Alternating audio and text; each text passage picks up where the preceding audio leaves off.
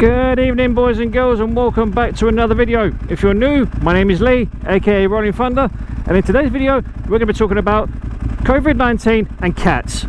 So sit back, relax, grab a cup of tea, and let us get into the video.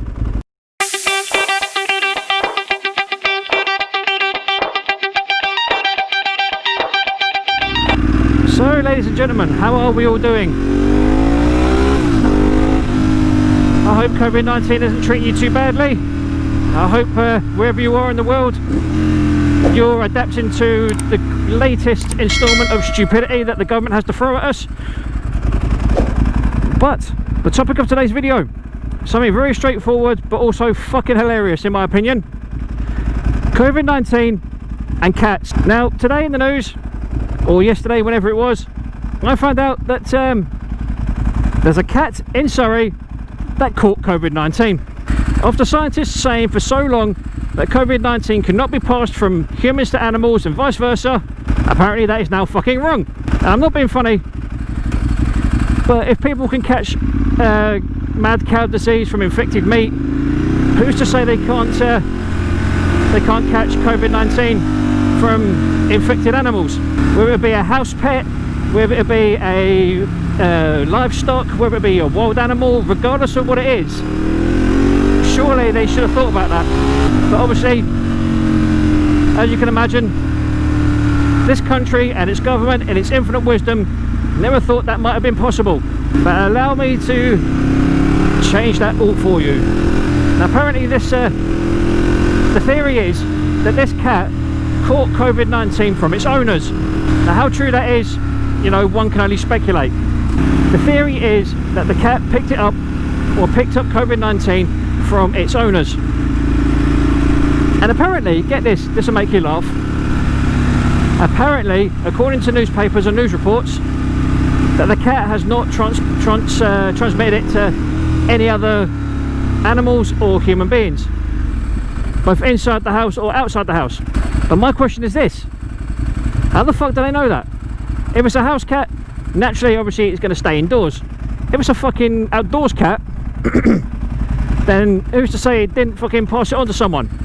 Or didn't pass it on to a fox or a badger or whatever, and then it got passed on that way. You know, the mind does boggle. It really does beg a belief. I have no idea how they can say, oh no, it won't be transmitted, you can't transmit it from humans to animals and vice versa, when that's exactly what's fucking happened.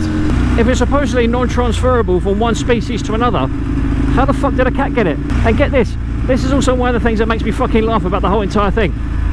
Apparently the cat was showing symptoms of COVID-19. It had, from what I remember from the story, it had nasal discharge, and also it supposedly had difficulty breathing. Now if your cat or your dog has got difficulty breathing, how the fuck do you know that? Do you like literally keep your eyes stuck on the cat or the dog or whatever and count the amount of respirations per minute, or what? How the fuck does that even work? But apparently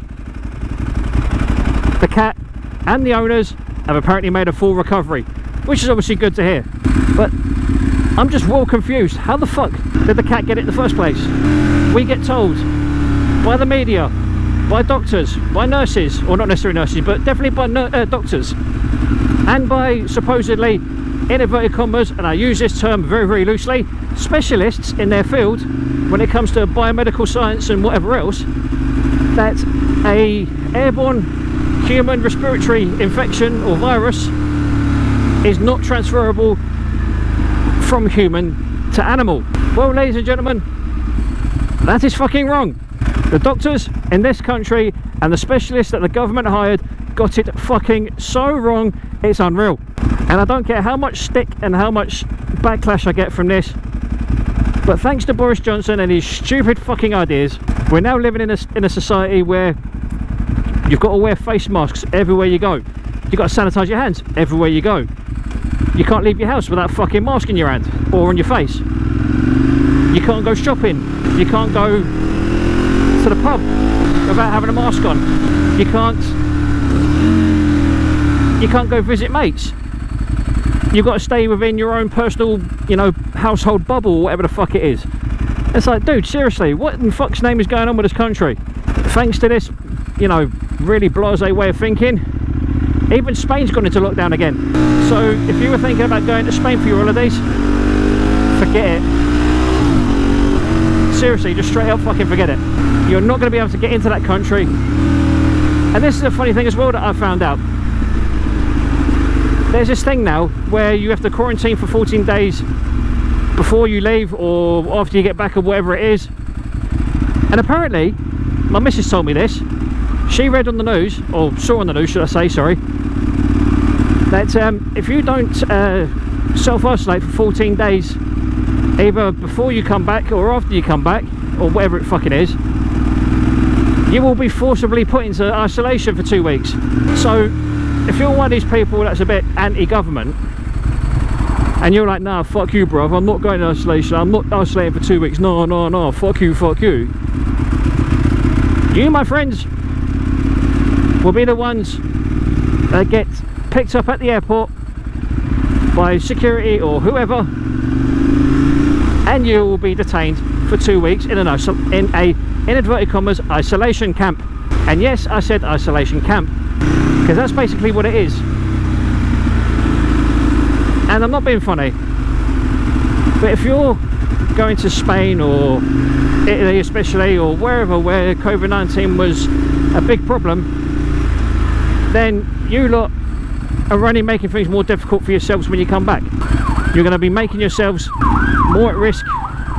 You're going to be giving yourselves a much tougher task when you come back from wherever it is you come from. At the end of the day, just why do it? Literally, why fucking do it? You don't need to do it, so why do it? Oh wait, it's because people don't want to do what the government say. Which I understand. I understand and I get that. I really do. But at the same time, you still need to live by certain guidelines.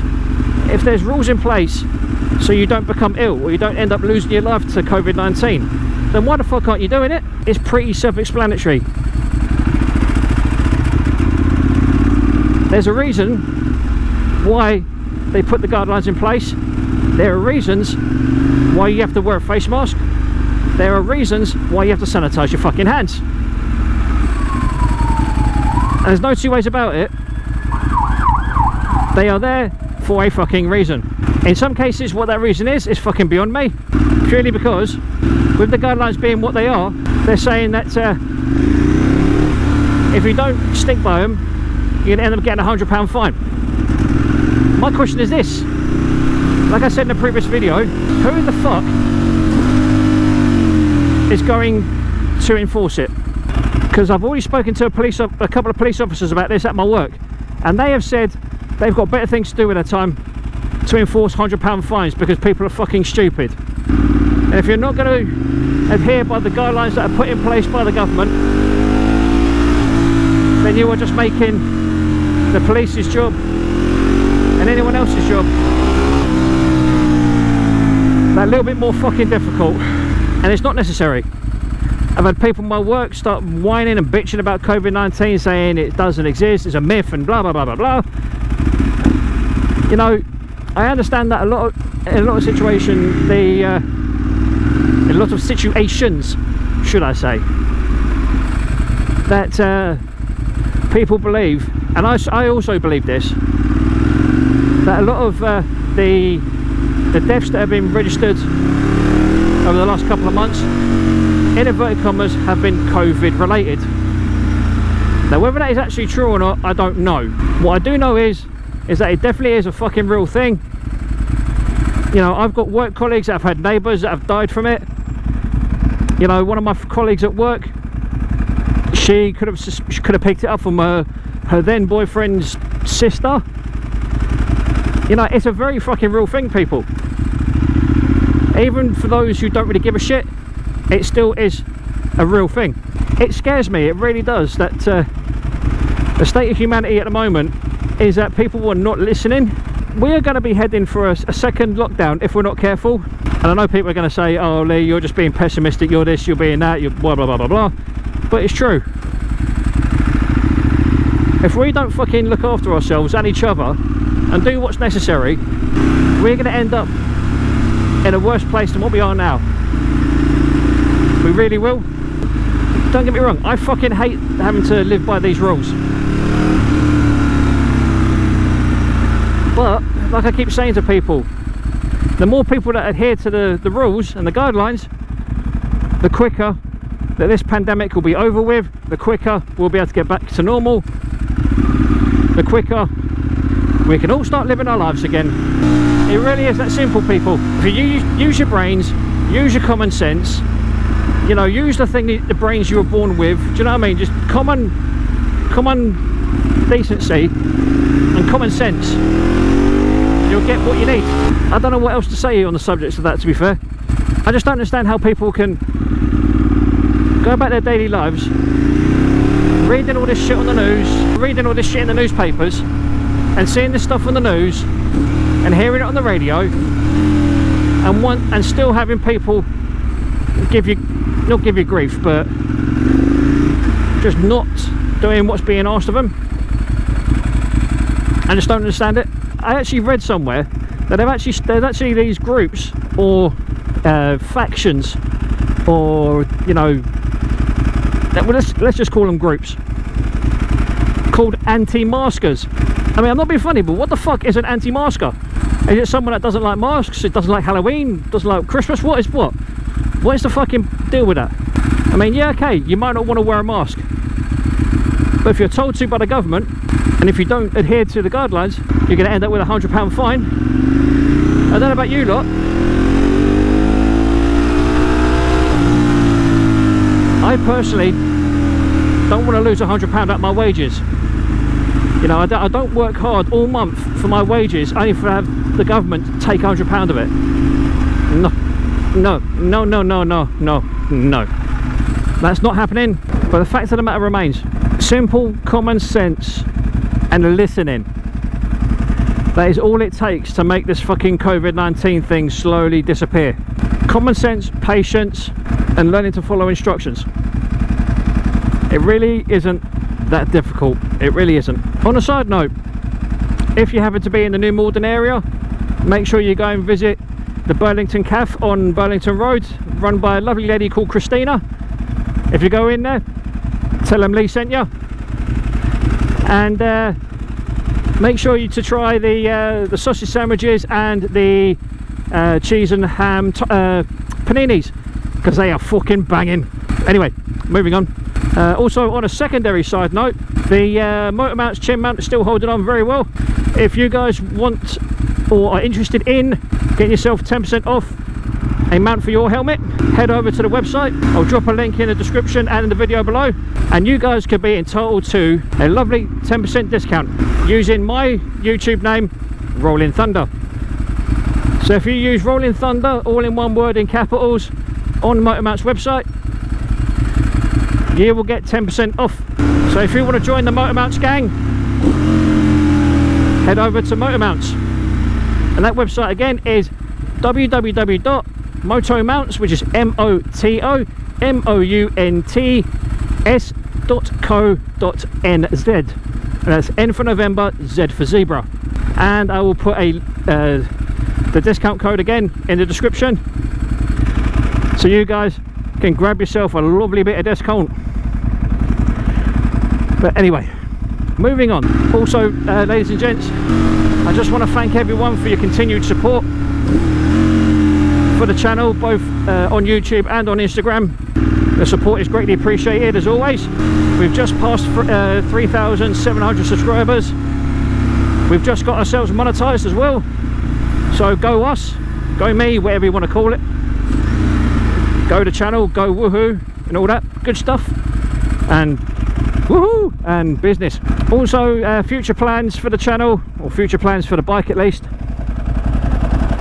I've got one more payment left after this month, which is a massive relief to me.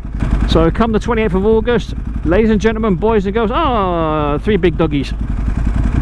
Sorry, I got distracted by animals. Come the end of August, the bike will be officially mine to do what and whatever I feel like and however I please, as well as the question I posted in a previous video, which I'll link in the card above, but which new lid I should get next. Also, which bike do you think I should get?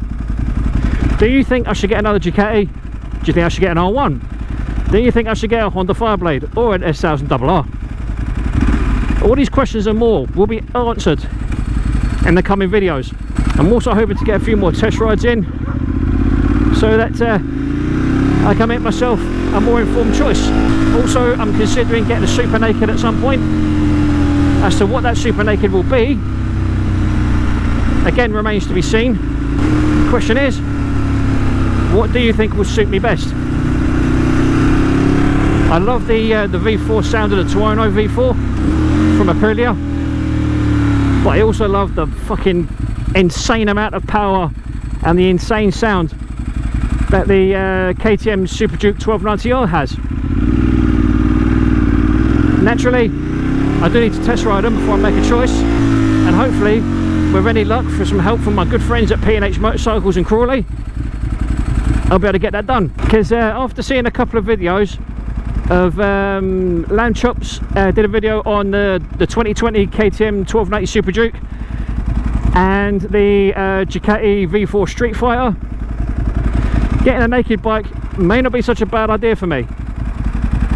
You know, I love my sports bikes, don't get me wrong, but there's got to come a time when something a little bit more, not necessarily relaxed, but something a little bit less harsh on the wrists is in order. That doesn't mean to say that I'm getting rid of the 1098, because I'm definitely not doing that. But, you know, decisions. You know, do I stick with the bike I've got and literally just throw all my spare change at it to make it as good as I want it to be?